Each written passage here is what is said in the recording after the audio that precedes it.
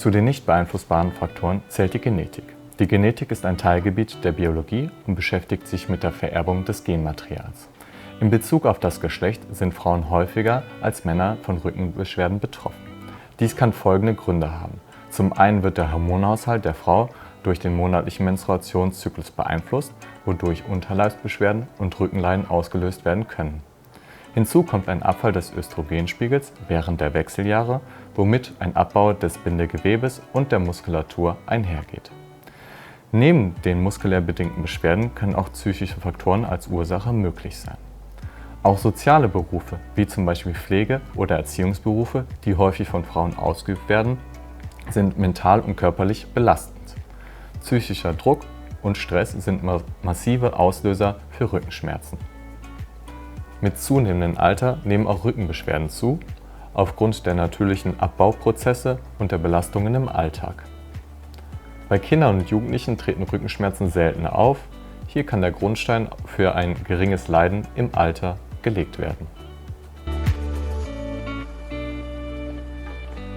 Rückenschmerzen und andere körperliche Beschwerden können sowohl wirtschaftliche als auch existenzielle Folgen mit sich bringen. Darunter auch der Verlust von Unabhängigkeit und sozialer Identität, da die traditionellen und erwarteten sozialen Rollen in der Gesellschaft, wie zum Beispiel die der Vater- oder Mutterrolle, die Partner- oder berufliche Rolle, nicht mehr vollständig erfüllt werden können. Hinzu kommen Sorge und Angst über mögliche sozialen Folgen von chronischen Rückenschmerzen, vor allem bei Verlust des Arbeitsplatzes in Form von Geldmangel und Wohlstand. Aber auch eine Enttäuschung über die medizinische Versorgung oder die Besorgnis, die Familie aufgrund der Erkrankung zu belasten, können vorkommen.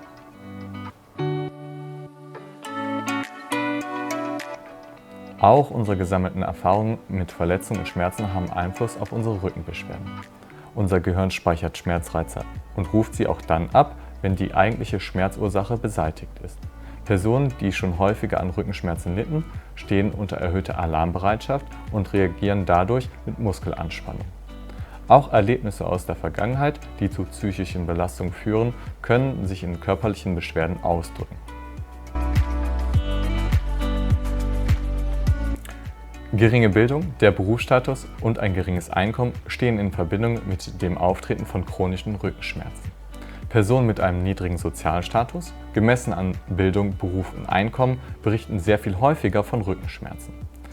Das liegt daran, dass in schlechter bezahlten Berufen wie im Pflegebereich oder im Handwerksbereich häufig Personen mit einem niedrigen Schulabschluss arbeiten.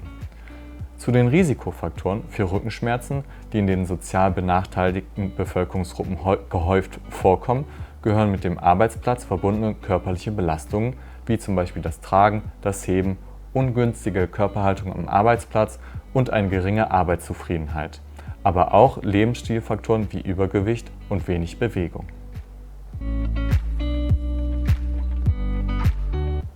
Auch kulturelle Faktoren haben Einfluss auf die Rückengesundheit. Zum Beispiel beeinflussen die kulturelle Akzeptanz, die Einstellung des Patienten zur Behandlung und der Leistungsanbieter wie Ärzte oder Therapeuten den Erfolg der Behandlung.